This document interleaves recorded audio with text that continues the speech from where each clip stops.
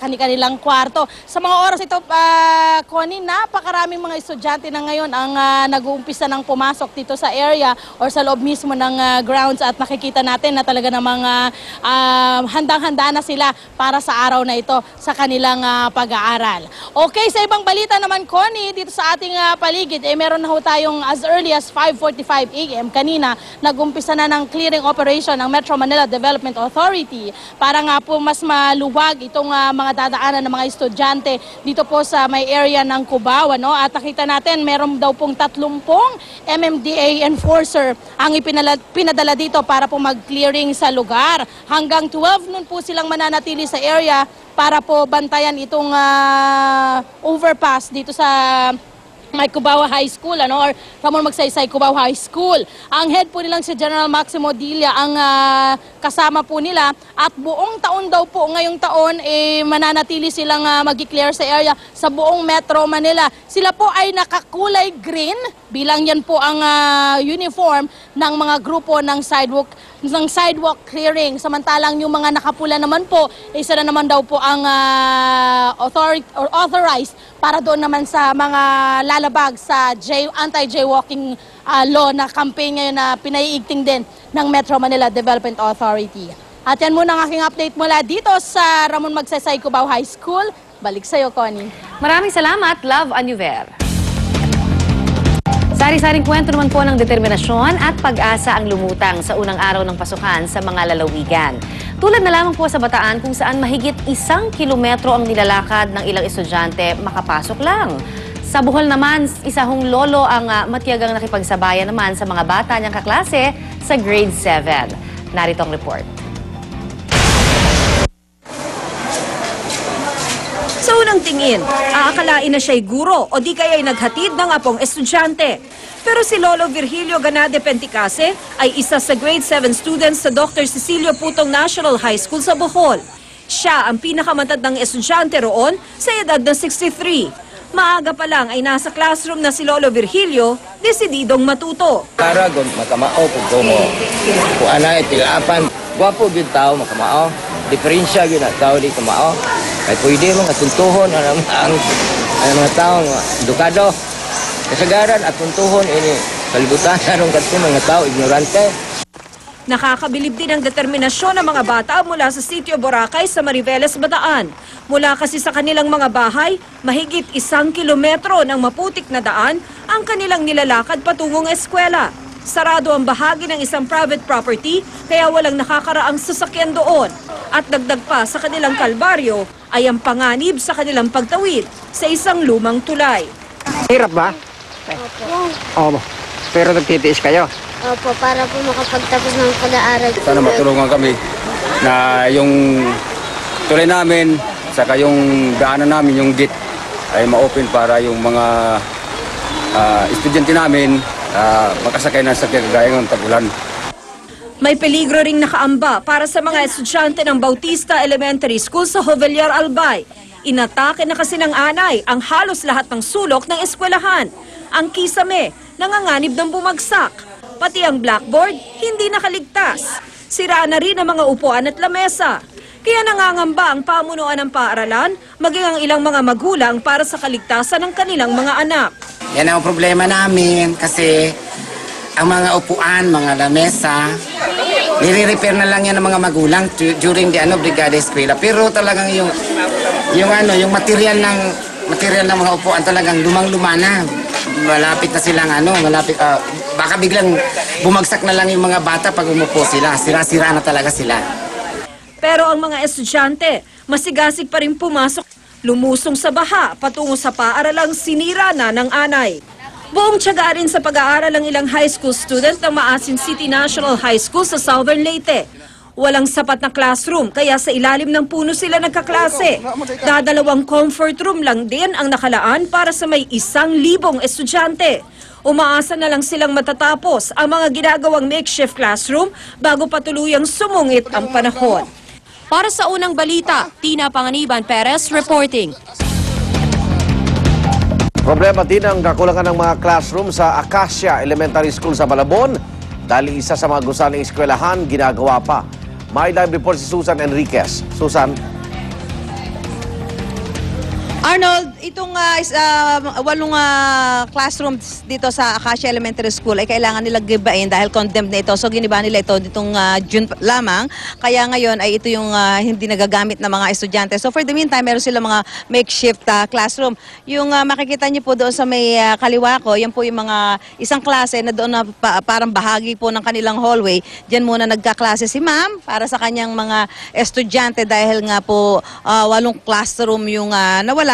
Samantala, ito namang nasa kaliwa ko rin na ito, sa ilalim po nitong maliit na punong manggang ito po yung mga sira nila mga upuan na hindi pa nila nakukumpuni. So, dahil hindi pa na nakukumpuni, ay nakatambak ho muna dito sa kanilang labas. Ngayon, ito hong nakikita nyo naman sa may kanan ko, ito po yung tent na inilagay nila at pansamantalang ginagawa nilang classroom.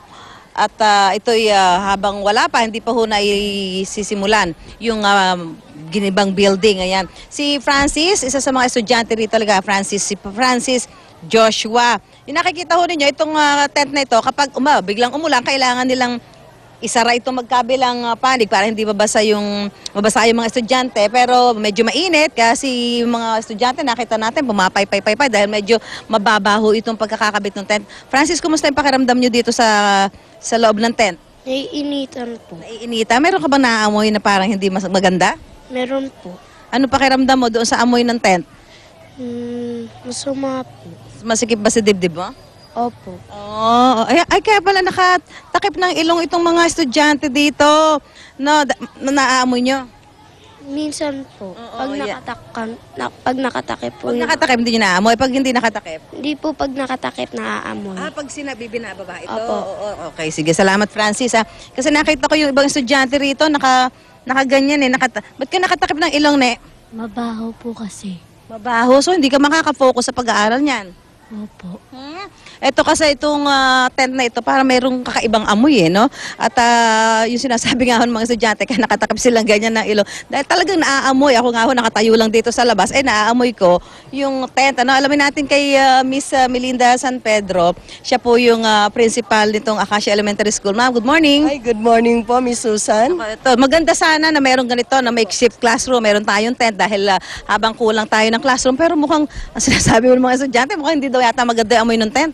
Oo nga po, pero temporary lang po yan. And then, pag in-implement na namin yung ADM namin, mawawala na po sila dyan. Baka hindi ba, baka dapat ipalitan na lang muna ito habang hinihintay natin yung pwede nating ipalit dito dahil ang ano ko lang, yung mga estudyante baka hindi makafocus dahil nakatakip ng ilong. Opo nga po, yun sasabihin ko rin po sa City Government ng Malabon na tulungan po kami para mapalitan po itong tent na to kasi nga po talagang di po maganda yung amoy. Opo. Para masama na rin yung boses niyo, ma'am. Opo nga po. Opo.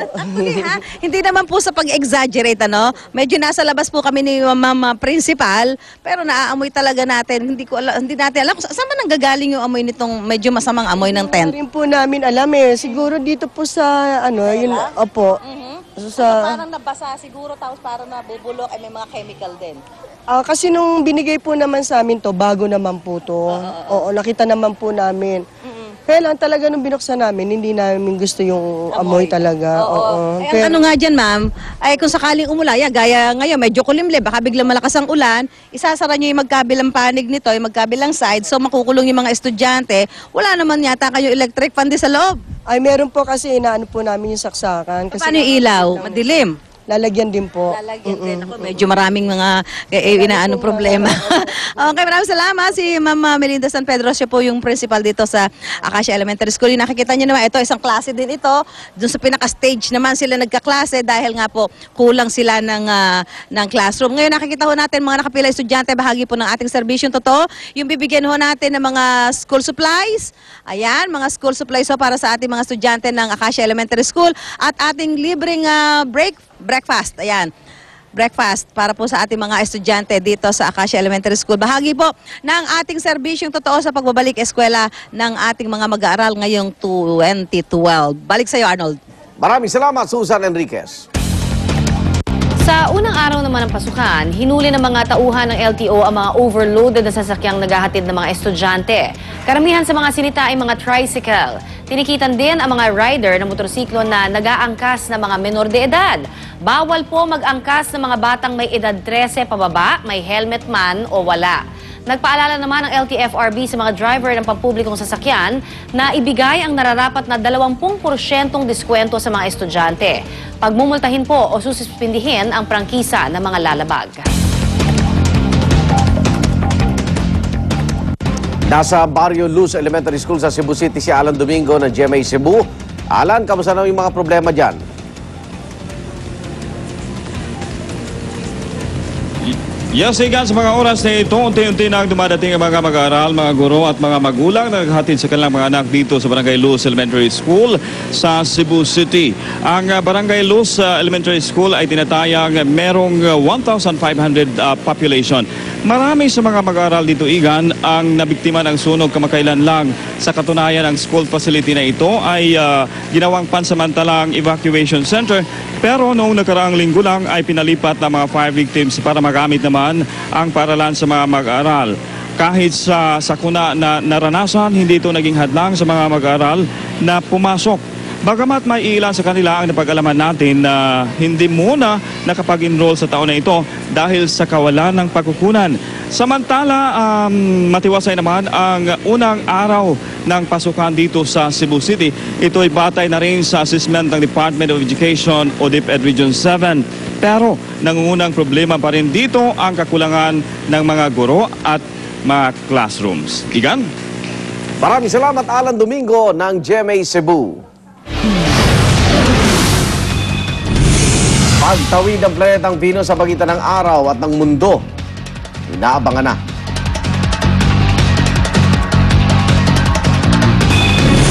Kapuso actress Marian Rivera, cover girl ng dalawang magazine ngayong June. Huwag pahuli, tutok lang sa unang balita.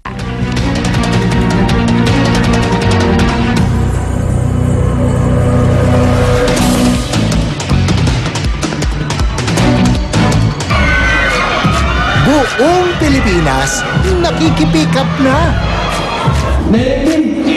Kumanay ka ba? Kasi okay na sa akin kahit sa'yo ko lumubog. Humanda na